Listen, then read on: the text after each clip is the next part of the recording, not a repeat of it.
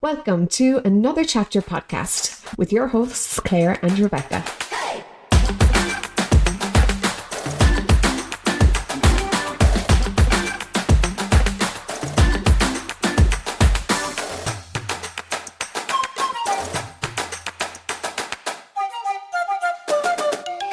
Do you love books? Well, you've come to the right place.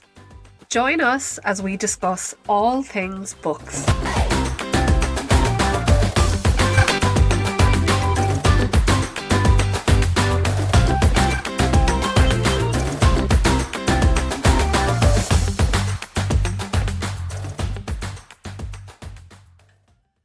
Welcome to Chapter 4 of Another Chapter, the podcast. Today is our first read-along episode and we are so excited to get talking. But first, a disclaimer. When picking our read-along books, we go in blind. Apart from what's stated in the blurb, we don't know anything about what the topics are within the book. There may be many sensitive topics discussed throughout the course of the podcast, and we hope that the books that we choose to read spark many a conversation. Maybe not just between us, but between you and your friends and family members too. So both Claire and I can only speak from our own experiences and will therefore not be able to make personally informed statements on absolutely everything that arises. All we can do is offer our honest opinions and those of our followers who have willingly engaged in discussion around these books, and we want to assure you that anything that's ever said will never come from a place of malice, nor would it ever be our intention to cause offence to anyone. When we set out to make a podcast, we wanted to ensure it was a safe and positive place, and we hope that this comes through to you all as you listen to what we have to say. So the way we envision our read-along episodes to work is as follows. First, a spoiler-free section where we will tell you who chose the book, why we chose it, and give a vague outline of what happens in the book. The second section of the podcast will be separated with a brief little jingle, and after that we will get into the details of the book.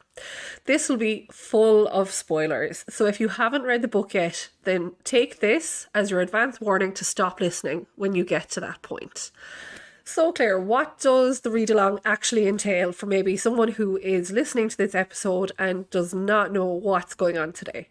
Okay, so a read-along is where we have chosen a book at the start of the month. So this was chosen at the start of December, and we invited those that are following us to read the book in their own time at their own pace and join us at the end of the month for polls and question boxes on Instagram.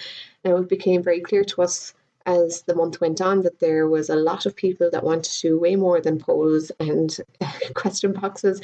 So we set up a group chat for anybody that wanted to be involved as well. So that's something that we'll be using going forward too, because it really was so interesting to hear everybody's opinions and see different people's views when we were discussing some of the hot topics that arose for us in the book. So people might be wondering, have we read the book beforehand? And the disclaimer kind of refers to this. We don't. We go in totally blind. We try to pick a book that, based off of the blurb and kind of the general information that's available about it, seems like it will have some discussion points in it and will spark a conversation between the readers. We also are very conscious of making it as accessible as possible to people. So we want books that are available in physical form, in ebook form, in audio form, and ideally, from the library as well as potentially buying it. But in terms of topics, we are as surprised as the readers if something unexpected comes up in the book. So this month's book, who chose it? It was Claire. It was me. So Claire, why did you choose this book this month? I chose Mad Honey because, first of all, we were on hunt for a book. And I looked up some recent releases and I saw that Jodi Picoult had released a new book along with Jennifer Finney Boylan. And to be honest, I hadn't read a book by Picoult in a very long time. And any of the books that I had read by her, I really loved because she tackles very important topics in a very sensitive but important manner, and I just thought that it might provide a bit of conversation for anybody that was going to join us. So yeah, plus I think I couldn't figure out what Mad Honey actually meant. Yes, yeah. And the blurb at the back was quite interesting. I just thought that it was setting us up for a very gripping book. And I don't think that it let us down in any shape or form when we were reading it. No, and in fairness, as you've said, like Jodi Picoult especially is well known for her thought-provoking books. Mm. Both of us have read stuff by her in the past. So what other books have you read by her of the two authors so far? Um, so I haven't read anything by Jennifer Finney Boylan, but by Jodi Picoult, I've read My Sister's Keeper, which I think is one that a lot of people would have read. It was adapted into a movie as well afterwards. So if you haven't read the book and you've seen the movie, then I would definitely recommend that you pick up the book. The other one that I remember reading and that has kind of stuck with me is Small Great Things by Pico, and that deals with the topic of racism. Again, it deals with it in a very sensitive and a very interesting way. So they just stick with me, even just for the topics that they're about. Yeah. I will forget the storyline and I'll forget the names of the characters and everything, but I remember distinctly putting these books down and going, God almighty, that really made me think. Yeah. Yeah. How about you? Have you read anything by either of these authors? Yes, I have. And actually, I just noted a few down, and My Sister's Keeper was one of the main ones, which for anyone that doesn't know it, even though, like you said, most people have probably seen it or read it at this point, Yeah. it's about a sister who was conceived intentionally with the purpose of her being a bone marrow match for her sick sister. Now, everything we're saying here is in the blurbs of the books. Don't worry, there's no spoilers here for any of these books. Plain Truth is another one, which is about an Amish teenager who hides her pregnancy, and when the body of a baby is found, she denies anything to do with it, and it goes to trial. 19 Minutes is another one that's about a school shooting. Oh, wow. A Spark of Light is one of her more recent ones that I've read, which is based around an abortion clinic, and it kind of comes from the point of view of different people associated with things going on there, like someone working there, a young person potentially using the clinic, I think the father of one of the girls. So, like, you can tell even from the little bit we've said here that the topics she covers are wide ranging, and she does not shy away from the harder hitting topics. Absolutely. I also haven't read anything by Jennifer Finney Boylan. Is there any book that you've come across maybe by her that it would be worth us maybe picking up in the future? Yeah, so I did obviously have a Google because I had never heard of Jennifer Finney Boylan before, and a book that did come up that seemed to be one that was highly, highly recommended was called Good Boy, My Life in Seven Dogs. It's just meant to be a very enthralling read about what it means to be human and how we might be perceived through the eyes of our pets and those around us and stuff. And actually, random fact about her, she worked in UCC as a professor of English for at least 1 year or one semester. Wow. Yeah, I think she was involved in like the gender studies in the English department. So there you go. And a nice random fact about her. Was she there when we were there by any chance? No. I think this was the mid Was this a long time ago? 20 teens. No, as in like 2014 or 16, I think it was. Oh, Not that long ago. I could have been there at that stage at doing one of my courses. Okay. Caroline, one of our Insta friends, she said she actually went to see her speak in UCC at something as well, which was probably around that time. It's a small world. So yeah, random connection now to Cork. Lucky her. So for anyone that hasn't read the book, Claire, and obviously this is still our spoiler-free section, do you want to read the blurb out for people? Okay. So for Mad Honey, what is the book about? Olivia fled her abusive marriage to return to her hometown and take over the family beekeeping business when her son Asher was 6. Now, impossibly, her baby is 6 feet tall and in his last year of high school. A kind, good-looking, popular ice hockey star with a tiny sprite of a new girlfriend. Lily also knows what it feels like to start over. When she and her mother relocated to New Hampshire, it was all about a fresh start. She and Asher couldn't help falling for each other, and Lily feels happy for the first time, but can she trust him completely? Then Olivia gets a phone call, Lily is dead, and Asher is arrested on a charge of murder. As the case against him unfolds, she realizes he has hidden more than he's shared with her, and Olivia knows firsthand that the secrets we keep reflect the past we want to leave behind, and that we rarely know the people we love as well as we think we do. I really like that as a blurb. The bit underneath it says, the most compelling, challenging, and contemporary novel you will read this year, and which will start conversations we need to have around authenticity, identity, and gender. And oh my God, is like, I've never heard a more true statement in my life. It really sparked so much conversation. This book has been an eye opener of a read, to be honest. And I think just from the blurb, you don't know what you're walking into. You have an idea, but you really, personally, I was blindsided by what came in the book. Yeah. And that's a big hallmark of her writing as well. And obviously Finney Boylan wrote it too, so like they worked very closely together to make it as suspenseful and tense as they could. But I think by and large, the feedback is definitely, the vast majority of people did not. Definitely most people were very surprised by this story. Jodi Picoult herself has said that Mad Honey has all of the things: alternating narratives, suspense, courtroom drama, and a love story at its core. It's about authenticity, identity, and it explores the secrets we keep and the risks we take in order to become our true selves. Which is, it just additionally to what you said, just really sums this up. Absolutely. Really well. And actually, how the book came about even is a really interesting story. Just while we're still in this kind of general part about it, Picoult said in an interview with both of the authors that herself and Finney Boylan have followed each other. They've been mutuals on Twitter for a number of years, and that one morning she woke up, Picoult did, and saw a tweet from Finney Boylan. I presume Picoult herself was tagged in it, saying that Finney Boylan had had a dream the night before that herself and Jodi Picoult had written a book. And basically Jodi Picoult contacted her back and was like, what was the dream about? What was the story? And Finney Boylan told her, which was essentially the nuts and bolts of the story that we have here. And Jodi Picoult said, let's do it. Let's go for it. Which is amazing. It's such a fantastic story. Can you imagine that? I know. I think Finney Boylan responded at some point in that conversation, was like, I really hope tonight I have a dream that I write a book with Stephen King. So if that's the power of Twitter. Oh yeah.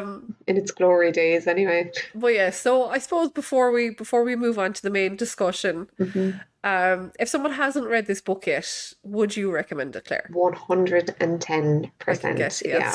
I bought this book as a Christmas present for my mom, not in the hope that she would listen to the podcast or anything, but more so that she would just read the book and understand what's trying to be said in it and look at the issues around it. And I know that a couple of people that have read this book have come back to me and said that they've also passed the book on to parents and to friends in the hope that it causes or encourages that kind of a response. So it definitely is one that I would recommend. How about you? Did you enjoy it? Yes, 100%. I have always been a fan of hers in the sense that she would have been an author, Picoult specifically would have been an author I read quite a lot of when I was younger.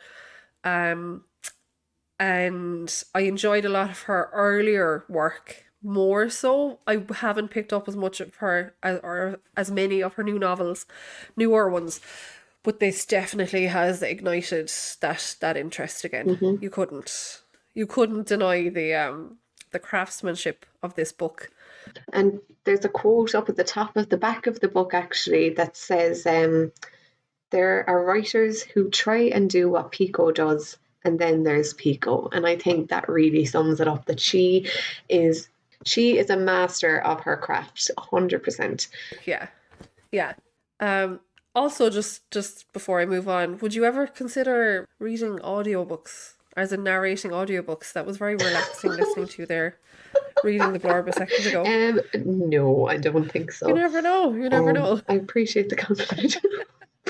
Nice relaxing Cork accent. Yeah, thanks. Right, so I think when Catherine Walsh is looking for her next narrator now, she can get on to us. I think she has. I think she has a regular a regular woman. Yeah, she's set up. I know, I know. But yeah, we can put you forward there. That could be your big break now from the Yeah, podcast. I'll send on my CV. Yeah. Okay, so at this point we will insert the jingle, and from this point on, listen at your own discretion. Uh, Presumably you will have read the book if you are opting to carry on listening at this point, and if you haven't, come back when you have. Okay, so if you were listening now, you have read the book or you are willing to listen either way, and we are moving on to the very spoiler filled discussion about the book itself. So, when we put out our question boxes and our polls and the group chat, and even just people who have spoken to us about the book themselves, the general reaction to this book was overwhelmingly positive. There were people who had never read a book by either author before who were just blown away by the writing. There were people like ourselves who had read some books in the past and were like, yeah, this is fantastic. And I don't think anyone has come back to us and said that No, they didn't enjoy this there was book. Maybe there were nobody. elements of it that they didn't love, and that's fine. That happens. I'm delighted that people have enjoyed it, and it actually has been quite encouraging for us, even though we did pick it blindly. It's been great to have that kind of conversation sparked, and so many people picking up the book and everything. We've been tagged in so many posts and comments and everything, so we just want to extend our gratitude to you all for that, because we really are very happy that people actually want to take part in this. So thank you all for that. Yes. I mean, like, we were like, if one person picked up a book because we recommended it or suggested it, especially as part of the read along, like, fantastic. Yeah. We can't put into words how happy it makes us that people are getting into this. So, Claire, do you want to tell us who's who, what happens, and how did we feel about this plot? Yeah. We have two different narratives within this book. We have two main characters telling us their sides of the story. We have Olivia, whose story is told in real time, and we have Lily, whose story is being told backwards. So Olivia is a mom. She has a son, Asher, who is 18 or 19, I think, and they are living together. She left Asher's father when Asher was 6 years of age because he was quite abusive towards her, and she wanted a better life for herself and for her son. Then Lily has moved to New Hampshire with her mum, Ava, and they are kind of starting over here. And Lily and Asher's paths cross. Lily and Asher fall madly, deeply in love with one another, as teenagers do, and Lily is found dead at one point after, I think, herself and Asher hadn't been speaking for a couple of days. And basically, Asher is arrested for her murder. And it's very interesting because as the plot unfolds and as we follow them through the court case, we get absolutely blindsided by the fact that Lily is transgender. I personally did not see that coming whatsoever, and I physically put the book down and just went, oh my God, I did not expect that. Yeah. Then the trial kind of takes a little bit of a turn because the focus tends to be on the fact that Lily was trans. So was this actually some form of a hate crime that was committed against a member of the transgender community? And it's a very, very interesting read, even just because of that alone. So actually just starting with, or just going back to what you said about the fact it is a dual narrative book. They're both very distinct voices in this book, obviously both for very specific purposes. So in the case of this book, Jodi Picoult wrote Olivia's character and Finney Boylan wrote Lily's. What's interesting, and I don't know if you know it, is that they both wrote a crossover chapter where they each wrote from the other person's perspective. Every chapter that was written was sent to the other author to be edited and kind of screened, essentially, to make sure that it fit in with the narrative of the book and the voice of the characters. And in some of the interviews that I've listened to, they've both said that they actually couldn't pinpoint the chapter that they wrote for the opposite character now, because their voices eventually kind of melded into one.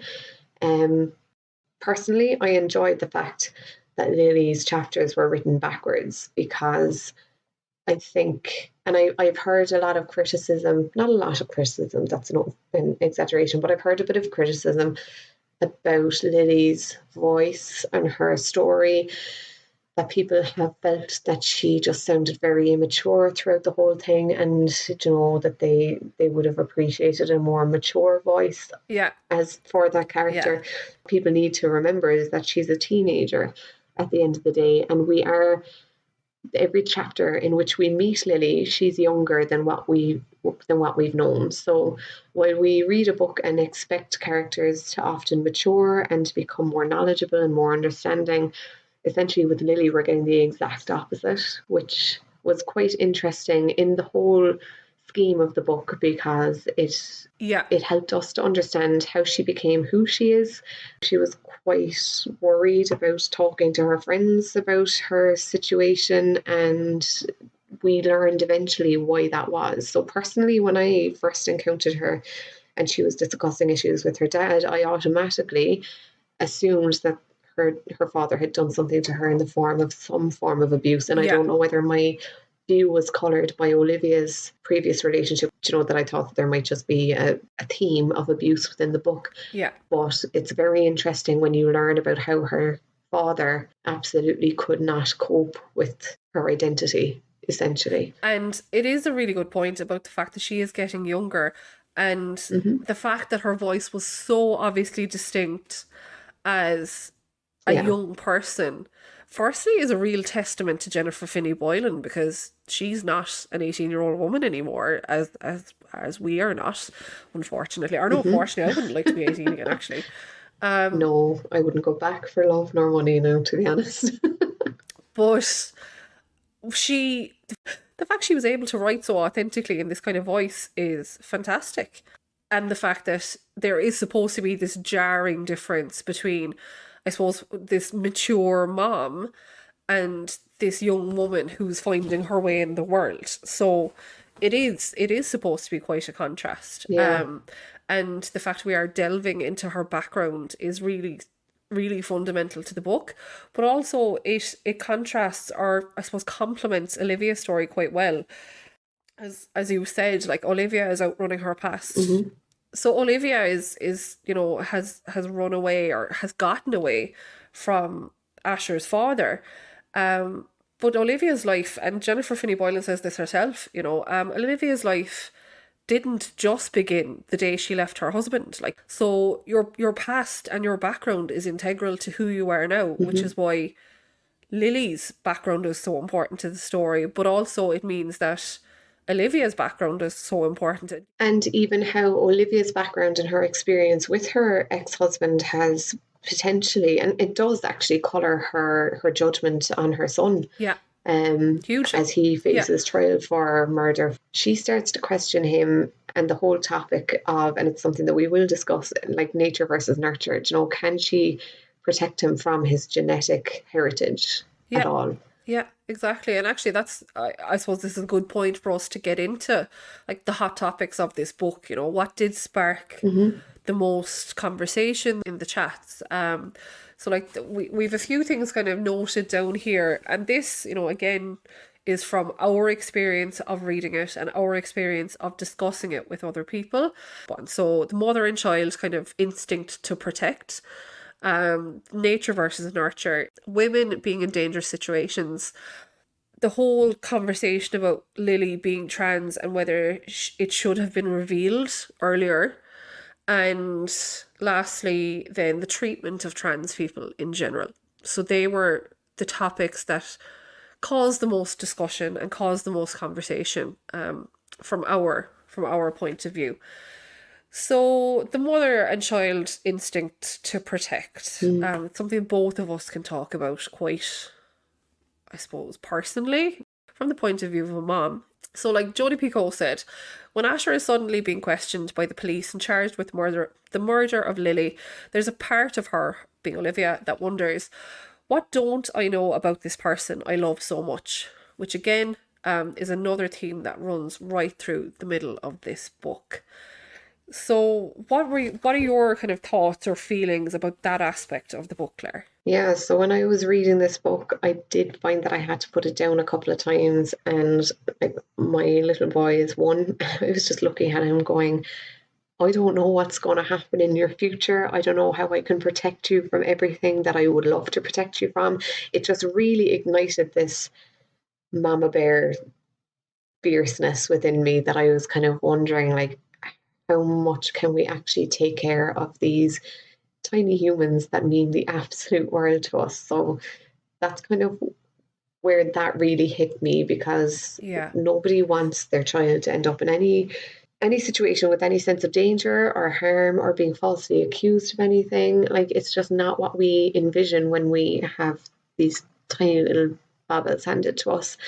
Um, and again, like, what do I not know about this person that I love? Like, it kind of put a bit of fear in me. Like, don't, I don't think anybody does want their child to be harboring any secrets from them, but it just kind of made me sit back and wonder how I can encourage an open and honest relationship from both sides, Yeah. parents and children. So that's kind of what struck Yeah. me when I was reading it. Yeah. And I think as well, like, as the parent of young children, both of us, like I have three and my eldest is Hmm. 6. Like, we aren't at the stage of teenage kids yet. But I think even the most honest relationships, you're inevitably going to have something that they keep to themselves. And I think, that's part of I think that's Absolutely. just part of growing up as well, and that's which is kind of hard to know, you want Yeah. them to be as open as possible with you, but then, like, Yeah. how much do you actually expect them to tell you then? Like, Yeah. what do they have to tell you? What's really interesting for me in this book is, yes, of course, the whole aspect of, if this was one of my kids, what in God's name would I do? Of course, you'd want Hmm. to protect them, but God, if they did it, like, how, what could you do? What would you do? Like, if you thought that your child was guilty, or if you really like had a very strong feeling that your child was guilty, where do you draw the line on trying to protect them from their consequences? That's kind of something that struck me as well. There's a part in the book where Olivia is on the stand. She is saying to Jordan, I think, that she 100% believes that her son could not have committed this crime. And there's a line where she says that she has her fingers crossed underneath the stand, like, or underneath her leg. So she explicitly lets us know that she's not very confident that her son is actually innocent after all. And that kind of made me think then too, like, Yeah. how far would you go? Like, where do you stop and go, do you know what? You made your bed, lie in it. Then again, she was wrong. So it just, there was so many different elements of this book that made me stop and go, yeah. If she had kind of gone, well, it looks like you clearly did it, like, and okay, I'll help you through the trial and I'll help you with whatever the consequences that follow are, and then found out actually he was innocent. Like, how would you feel? It's a situation none of us ever want to be in, and you just could not even imagine how you'd react or what you'd do until, hopefully, it'll never happen, but until it did happen. But also what I found interesting was the fact, like, we have Lily's mom in this story as well, but we are Yes. very Yeah. deliberately only being told Olivia's point of view, not so much Hmm. Ava's. Like, we hear about Ava, obviously, but we hear about her through Lily and through the story in general, as opposed to from Ava's point of view herself. Yes. The other side of it is we have a mom who is grieving the loss of her child, like, which is Yeah. horrendous. Yeah. Yeah, some of the feedback that came back to us through the group chats and the polls and question boxes was that a lot of people would love to hear more about Ava's perspective, even post Mad Honey. Do you know, how does her life unfold as she moves forward? But I do think that it's very interesting that one mother's perspective was told not so much above the other, but both of them would have been equally riveting as narratives. Like, even if the two kids have been left out of it completely, like, their perspectives as mothers, Yes. you know, it. I just think that they could have done an awful lot with that as well. Obviously, it's very important that we had Lily's perspective, Yeah. but it would also be a very interesting read to have a parent's perspective of having a transgender child. Yes. Yeah. And I think our interest is coming from the fact that we are parents. Yeah, You know, like from if it was a younger person reading this story, they're obviously going to connect more with Lily yeah, as a character. So definitely I think depending on where, you know, your age and your life experience and so on, it is definitely going to, it's just in general that's the case with books. Like it is going to not impact, but it is going to have an influence to a certain degree on what aspects you are more interested in or gravitate towards. and interestingly enough, while this book was being discussed, when the authors were being interviewed, they made a note of the fact that it could be categorized as a book of fiction for adults, but it could also very much be categorized as a young adult piece of work as well, because it appeals to both Yes. Yeah. generations, I suppose. Young people would pick this up and be happy to read through it, and adults are quite Yeah. thoroughly enjoying it by the looks of it. So it actually is cross generational too, which is no mean feat, Yeah. I think. And in fairness, like I suppose there is a category which is kind of new adult. You know, it's that borderline between real young adult and adult, we'll say fiction. There's slightly more grown up themes in it, or maybe explicit themes or something. There are books that I know are marketed as young adult that I would feel much more comfortable and much happier with a, we'll say, a Hmm. 17-year-old reading Mad Honey than some of the books that are marketed as young adults. And especially the representation of abuse in this, for example, is a really good one in the sense that Absolutely. it's a very honest depiction of how negatively it can impact someone and the consequences of it, you know, and what your life can be like after it and how it affects you, you know, years and years after. Yeah, there's nothing glamorous about how Braden treats Olivia Yeah, at any stage. exactly. You know, like it's very clear the way in which their relationship unfolded, how she started to realize that she was being manipulated, and even the fact that we learn at the end of the book, that he reached the point where he flung Asher across the Yeah. room. So there's nothing glamorous about that, and I think that it's important that it's depicted as such, because That's the reality. Like, that's the yeah, I reality. I just Yeah. think that that's a very important thing for young people to realize. Yeah, yeah. So actually that leads on really well to like the next topic, which was nature versus nurture.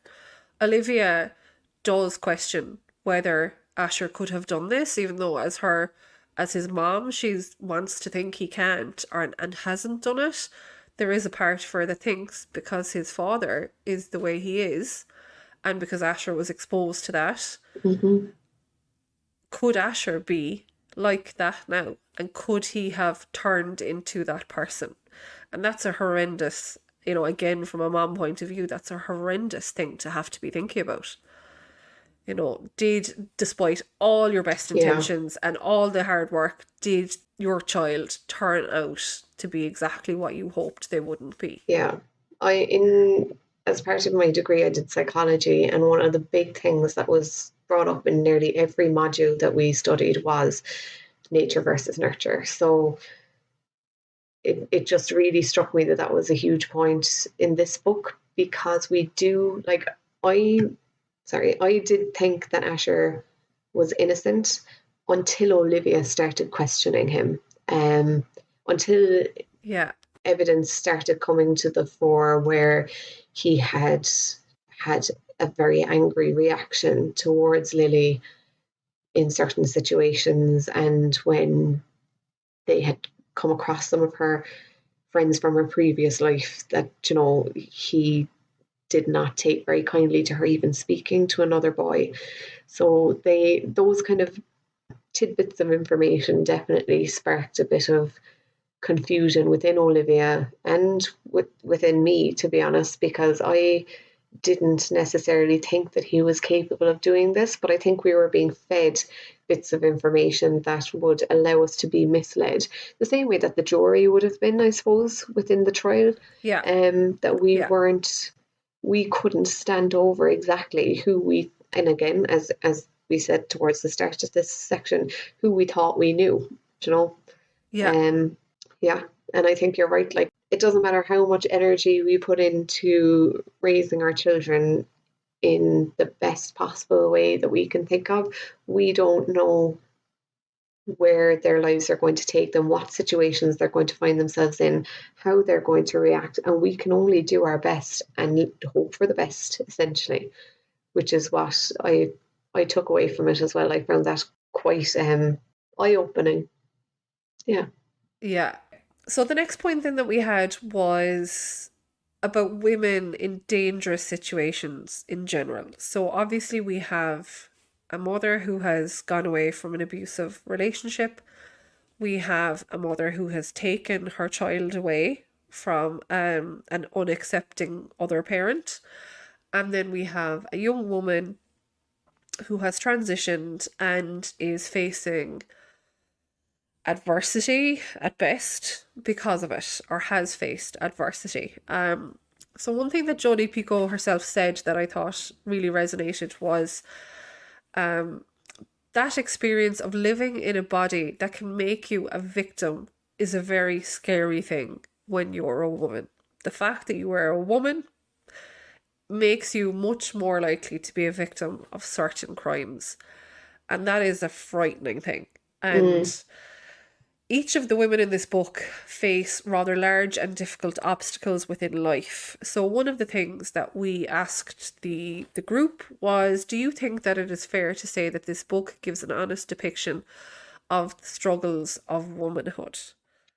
Yeah, so one of our listeners said, I think that the story was very accurate. The way he could turn on nothing, how she changed so much, how isolated she became, heartbreaking. And another listener said, yes, I really do. The depiction of domestic abuse was excellent. I could feel the confusion, horror, and shock that Olivia felt. Also, the harassment Lily was subjected to as a woman by Dirk and the man that followed her. And we can really see that in the book. Like, there's Yeah. so many different, I think the book kind of centers around female characters, and it discusses what it means to be female in many different aspects. And then obviously we've got Braden and we've got Lily's father. There's a lot of male power happening, trying to overpower the female characters Yeah. in different ways at different times. And it just highlighted that as well, that you will come across different types of people who may make you feel uncomfortable at different points. Just purely because you are a woman, which is, you know, as women reading this book, it resonates, and you know, you empathize with that. Yeah, and what was interesting was that there were redeeming characters from the male community within the book. So her childhood sweetheart, I suppose Olivia's childhood sweetheart, and actor were both very nice representations of what it is to be a gentleman and to be understanding, and you know, to give someone their Yeah. space and to try and help somebody in a very kind and loving way. So it showed different aspects of what it means to be both a man and a woman. Yes. Yeah. And just, you know, I suppose it is, you know, two women wrote this, and it is about women, so it is going to be mostly about the experiences of women, you know, and that's important to remember as well. So that leads us on to one of the big kind of conversation aspects of this story. And what a lot of the latter part of the story kind of focused on directly and indirectly. So, should it have been revealed sooner that Lily was trans? Now, should it have been like, you can, that could apply to many different situations. Revealed sooner in the trial, revealed sooner in public, revealed sooner in the relationship. You know, that is something that is a big question that comes from this. Yes, and I think it's important to say that, like, when we had this conversation in the group chats and when people answered in the polls and stuff, that the main topic of conversation was about the whole idea of keeping secrets from a partner, so withholding information. There was one quote in the book that really stood out to me when we kind of looked at this, and it is this one. There's no set of rules that dictates what you owe someone you love. What parts of your past should be disclosed? Where is the line between keeping something private and being dishonest? And I thought that that was really, really interesting because as we as we were chatting, people were saying, like, when do you actually tell somebody about your past, whether that's that you were in an abusive relationship, whether you are transgender, if you had an abortion, if you have issues around mental health that you're a bit shy about disclosing or whatever, when's the right time? And it was interesting because people were kind of saying, you know, if you say something straight away, you could be too full on. But if you wait just that little bit too long, it could be taken up the wrong way that you withheld this information from me, and do I really know you? So that was a big topic of conversation within the group, and I think Yeah. um, it's very interesting that, and to me, it was very interesting that people didn't focus on the fact that this character was transgender, that it was all about her her willingness to share such an intimate part of her life and her personality and her person, I suppose, with anybody else. Yeah, I thought that that was very interesting. Yeah, and one of the comments that so we have a few comments here that came up during the conversation. So one person said, this is the bit that I reflected on the most. It's hard to understand why it hadn't been brought up earlier, when Ava thought it was the motive. But that and trial aside, I really wonder why it would have to be. Lily is a woman, end of. Unfortunately, we're not there society-wise yet, so these are grey areas. Yes. Another comment then said, the mom in me thinks no, why should it have been said? But then you hear she could have had side effects from the medication she had been taking, and I think maybe it should have, but then I bounce back to no, it shouldn't have been said. Even those two comments make it very clear that there is a whole range of, you can very much bounce from one idea to the other. But I think, like you said a while ago, Claire, a lot of it came back to people thinking about, you know, what what is a secret that you can keep to yourself, and then what is Mm. being dishonest. At what point is it being dishonest, and where is that line? The actual Yeah, and I think that this information is aside. where Pico shines because she looks at these moral and ethical issues.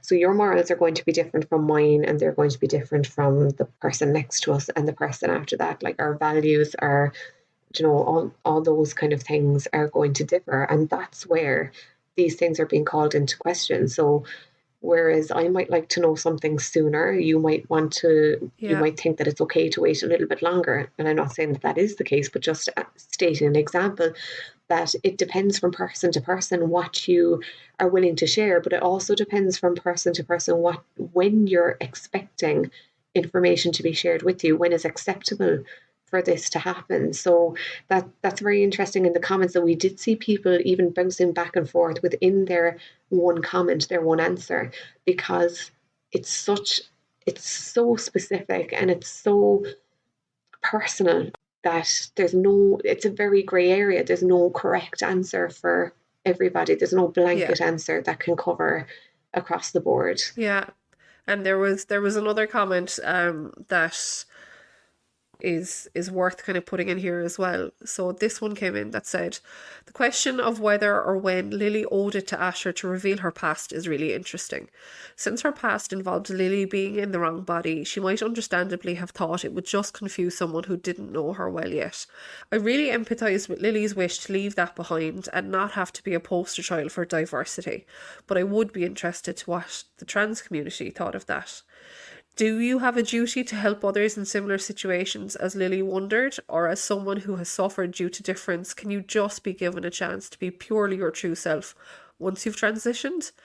Different for everyone, I'm sure, and I loved the quote, if you've met one trans person, you've met one trans person. or even that is making the point that, like what you've just said there, what might feel very right for one person could be very, very uncomfortable Mm. or put someone else in a very even dangerous situation. Like Finney Boylan herself is a trans woman, for anyone that isn't aware of that, and came out 25 years ago, I think now, and has made the point that, and I'm paraphrasing here now, of course, but has made the point that when she came out as trans, that people kind of didn't know what to make of it, but not, they kind of left her to it, in the sense that if she came out now, because of the way society has gone in certain places, there is a much more anti-trans movement in certain parts of society at the Mm. moment. And she was making the point that her coming out experience would be quite different now than what it was even that many years ago. And I suppose that has to be kept in mind when you're looking at Lily's experience as well. Olivia goes to visit Elizabeth, who was formerly Edgar, and has a very explicit conversation within the book about what it means to be transgender. A lot of people in different, any different comments that I've read on the book have said that they thought that that was a bit of a forced conversation, that it was slightly unnecessary at parts. But I honestly think that that was extremely educational for me. And many of our followers have also said the same, that they have learned so much from that conversation between Olivia and Elizabeth about what it means to be trans. I know that when I was in school anyway, we knew nothing about what this meant. And I know that teenagers today know an awful lot more than what we did. And it's great because it it has allowed me to understand the different ways in which being transgender may present. So you don't necessarily have to have a full transition to be a trans person, which is, it was very interesting to have those kind of blurry lines cleared up a bit, and specifically by a trans woman writing this conversation. This possibly could have been the crossover chapter, now that I think about it, that Jennifer Finney Boylan wrote this chapter because of this character and being able to describe what it means to be transgender. And just going back to the question that sparked off this part of the conversation, Jodi Picoult herself has said, what do we owe the people that we love? What do we have to tell them about our past? Should I have to disclose to a new partner that I was in an abusive relationship like Olivia was? Do I have to disclose if I had an abortion? Does someone who, like Jenny, transitioned have to disclose that to a new partner? These are questions that, if you're in a relationship with someone, then you're going to find yourself asking and wondering about. And it doesn't really matter whether you're cis or trans or any of these things. We are all facing the same questions when it comes to the difference between what's secret and what's private. And I think that really sums it up quite perfectly, to be honest. It does. It does. And that's the crux of this. It is very personal to the person involved, as we could see in the story. And that just leads on to kind of the last topic that came up, which is very much related. It is the treatment of trans people. So as the story develops and we learn more about Lily, we find out that she was bullied previously for being trans. What had happened was that she told the person she felt was her best friend, and this person went and told others. Now, they did it under the guise of, oh, we have to mind Lily and make sure she's okay, and I want you to know about this for that reason.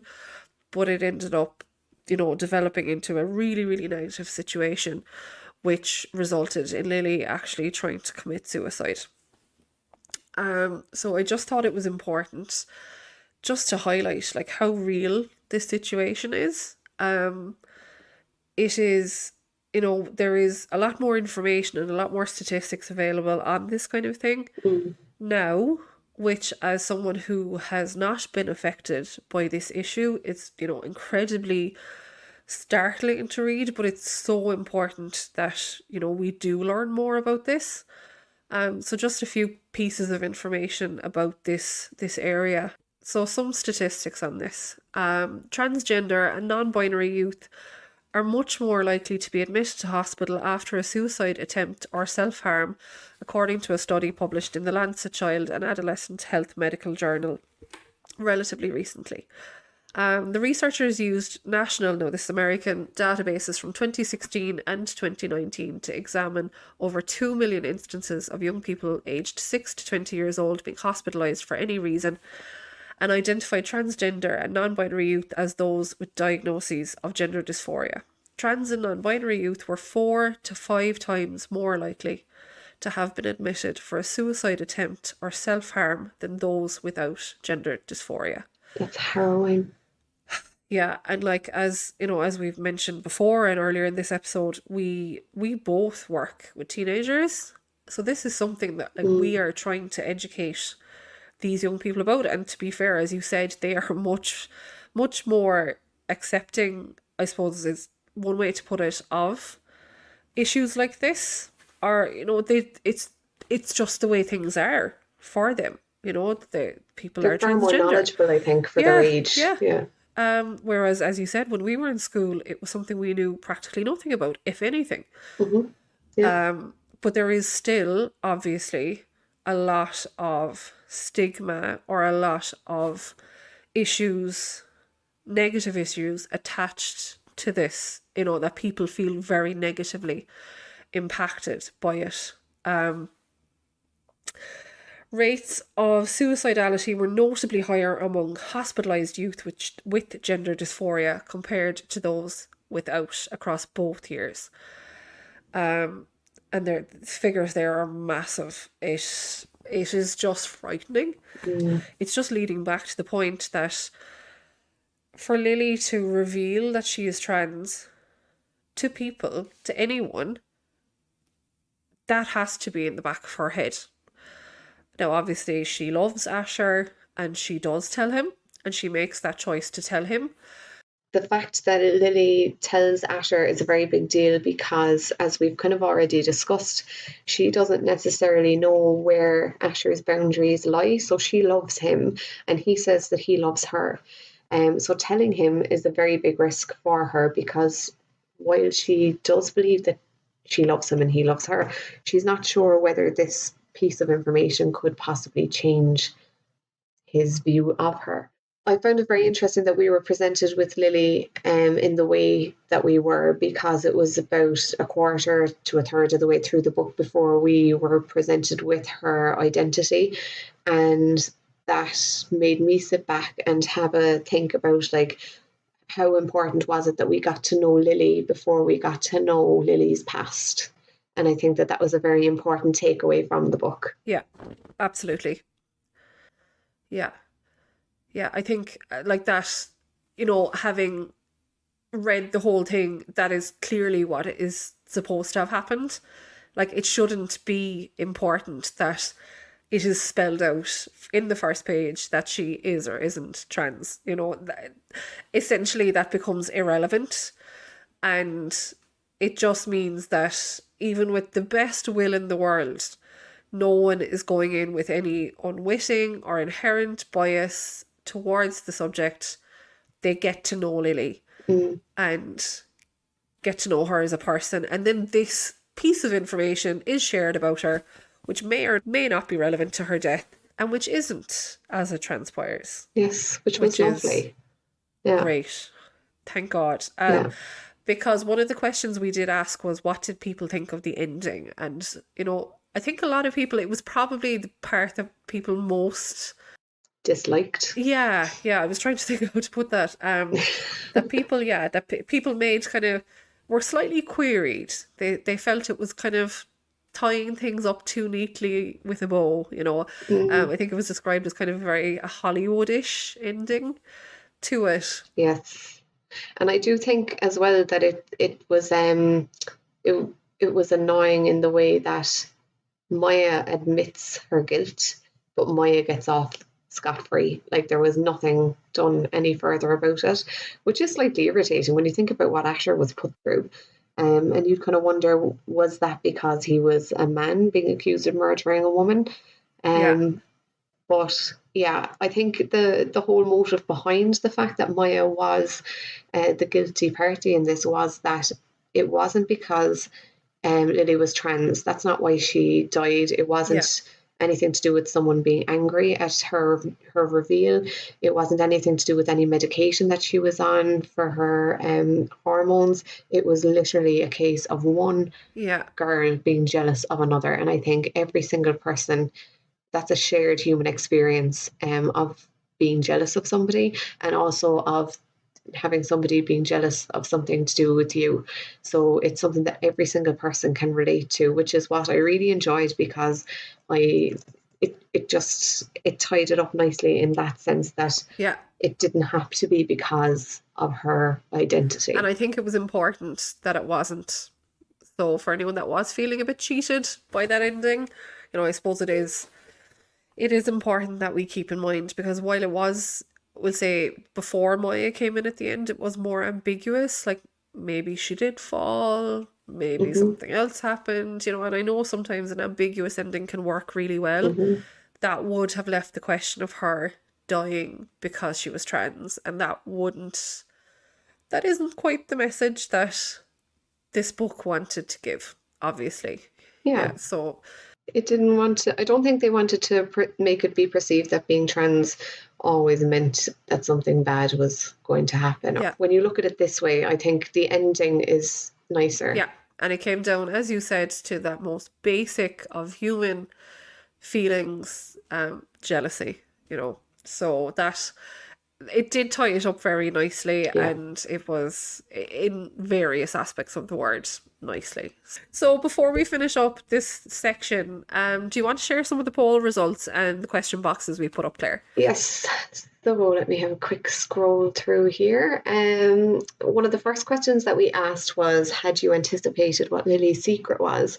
And 10% said yes, 14% said kind of, and 76%, sorry, said not at all. That was quite interesting. And I think 6 people in total said that they guessed who actually was guilty of Lily's murder. 95% of people said that they found the book to be educational, which is absolutely, I think, Yeah, fantastic, because it's something that we kind of need to learn more about, particularly when, and I'm going to scoot down here, that nearly 40% of participants within the group chat said that they do know of somebody who is trans. So there's, like, when you compare our level of knowledge to the amount of people who may have people in their lives that are transgender, I suppose, I feel like we don't have enough information. I feel like we're not yeah, as well informed as what we should be. So a book like this really is a very powerful tool to pass on that information and to get people to question their unconscious bias around different issues, particularly when it comes to somebody's identity. absolutely, absolutely. So some of the question boxes that came up there, like, obviously we had a lot of conversation about bees, and people loved the fact that bees, their sex can change with no prejudice. You can't tell whether they're male or females. Another question box that went up was, who was on your list of suspects? And there was a nice little list. So we had Braden. I personally thought that Braden was guilty at Yeah, one stage. yeah, Lily's dad, who I also had on my list. Dirk. He yeah, wasn't someone that I had looked into, but he came up for quite a lot of people actually. Then Asher and Maya. So it was nicely, like, sprinkled. There was bits of guilt kind of being sprinkled around the place, and we were picking up on other people's biases, I suppose, and other people's anger around different areas in life, and that was kind of influencing our view on them, I think. That concludes our discussion of Mad Honey. We really hope that you enjoyed reading this book as much as we did, and the amount of discussion that it led to. So hopefully this means that we're off to a good start with our read-alongs. Yeah, so if you enjoyed this one, we hope that you'll join us next month, where we discuss the book called Paper Cup. excellent. So our January book, again, going in blind, we have picked another book that we think should invoke a good bit of discussion about something totally different. But again, who knows? Anything could crop up in the book. So the book is Paper Cup by Karen Campbell. And the blurb goes, "What if going back means you could begin again? Rocked by a terrible accident, homeless Kelly needs to escape the city streets of Glasgow. Maybe she doesn't believe in serendipity, but a rare moment of kindness and a lost engagement ring conspire to call her home. As Kelly vows to reunite the lost ring with its owner, she must return to the small town she fled so many years ago." If you would like to take part in the discussions for January's read-along book, we would aim to be having the book read by the 20th, because our polls, our question boxes and our group chat will be opening up that weekend. I've put up a story on Instagram and it's saved under the highlights for read-alongs, where I explain what the read-along entails, so you can read at your own pace. We will be putting up a schedule for anyone that might want to follow it, particularly if people kind of don't know how to break a book down, I suppose, when they're trying to read it by a certain date. I think a schedule is actually quite handy. It was something that I was a bit wary of when I first started joining Buddy Reads. I felt like it was very strict, but it's not. Like, it's just a basic outline of how you might approach reading the book. I personally won't be reading the book until the end of the month myself, so that week just before the group chats and the question boxes, because I will be afraid that I will forget what I've read. So I'll probably be following the read-along schedule in the week leading up to the group chats and stuff. And Rebecca, you're probably the same. I'll do the same. Yeah, I'll do the same. Perfect. So if you want to read around the same time and feel less alone, the week before the group chats open up is when we'll be taking a look at it. If you do want to take part in the group chat, we will be putting up a poll in the few days before that weekend, just asking for people to opt in. I've gotten a couple of messages from people already asking to be added to the list. So if you know that you definitely want to take part, then just send us a DM and we'll add you in. All of this is happening over on our Instagram page, which is at Another Chapter Podcast, with full stops between those words. And we'd love for you to come and follow us along if you are interested in what we have to say. Thanks very much, Claire. So, Sinead for another episode of Another Chapter, the podcast.